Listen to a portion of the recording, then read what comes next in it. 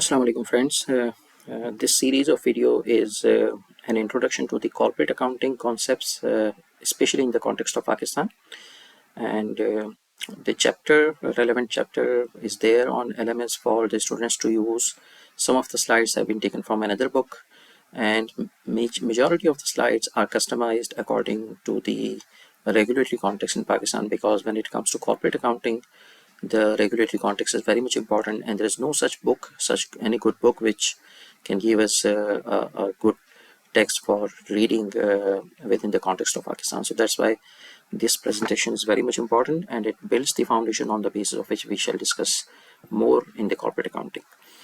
So the definition of the corporates or the companies, as we know in Pakistan, the word corporate or company by itself doesn't signify anything, because a sole trader can name his or her company as a company, as a corporate. So you can find maybe some grocery shop titled with Nadeem Corporation or Nadeem Company. So it doesn't make a corporate or a company, but there is a legal definition of a corporate or a company.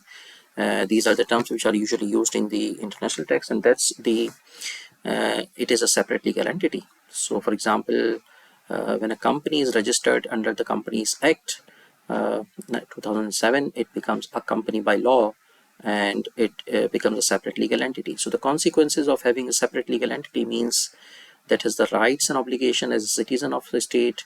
It can buy property in its name, it can sue others in its own name, it can be sued in its own name, separate from its owners.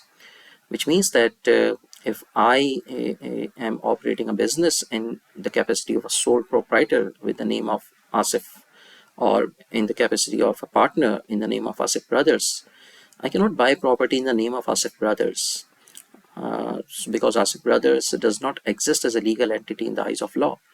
But if we want to buy property for our business, we will have to buy it jointly in the name of Asif and Nadeem and Asghar, the partners. So they will become the joint holders.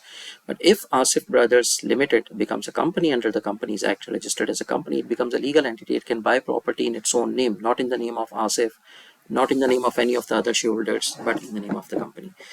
So these are some of the, there are some of the consequences of being a legal entity.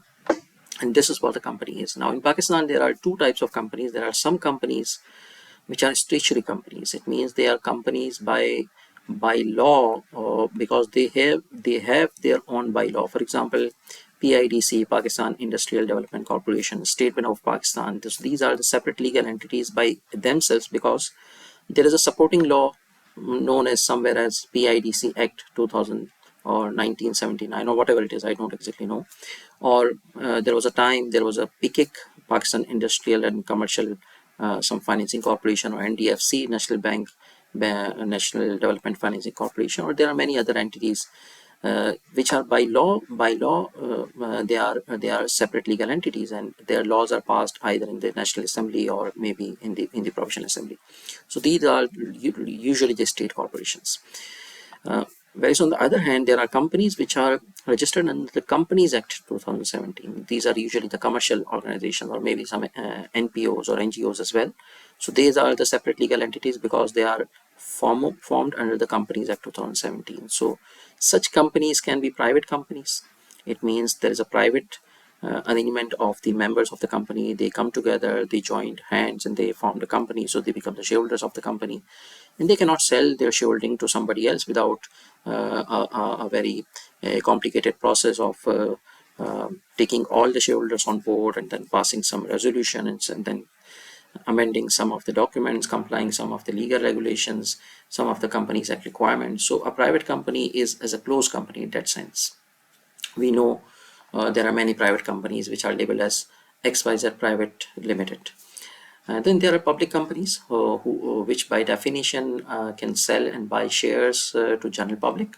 And the public companies can be listed. It means they have a market in which they can buy and sell shares, and they can be unlisted, which are very few by practice. They are not registered in the regulated market, listed market. So in the unlisted public companies, which are very few, if somebody wants to buy shares or sell shares, then they have to make some private arrangement with the existing shareholder, and also comply some of the requirements of reporting and documenting their transaction. So this is how the entire landscape of the corporations or companies exists in Pakistan. Coming on to the second slide.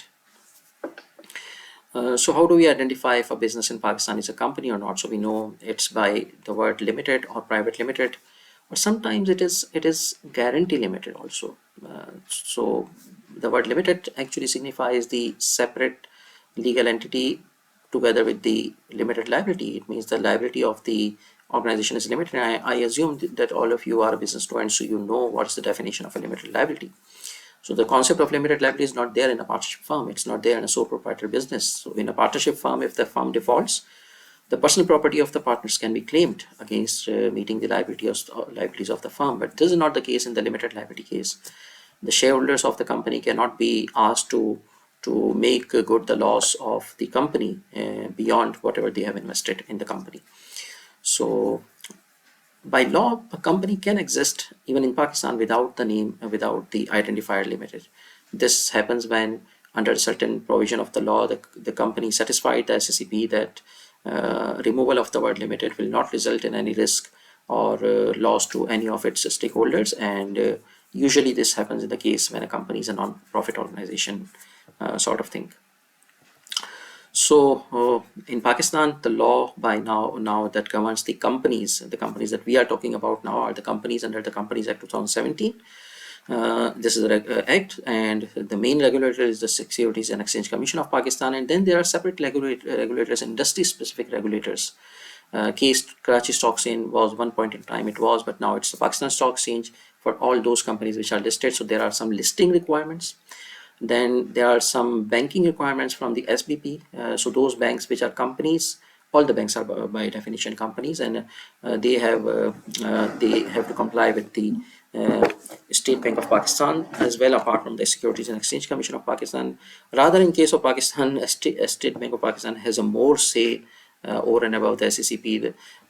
In practice, the banks cannot comply the directives of SCCP until and unless the same directives have been communicated to them by State Bank of Pakistan. Then in certain sort of monopolistic competition, there is a Competition Commission of Pakistan. In oil and gas companies, there is an authority named OGRA, and there are certain other regulatory bodies which the industry-specific companies have to comply with. And we already have discussed in the last video the role of ICAP and ICMAP, that these are the standard setting bodies and professional bodies. Apart from developing the profession, recognizing the profession, the students, giving them the certificate of practice and the required designation for accountant, these bodies also work as an advisory to SCCP and even to other regulatory bodies in the context of accounting regulations. So in the next video, we shall continue with this presentation. Thank you.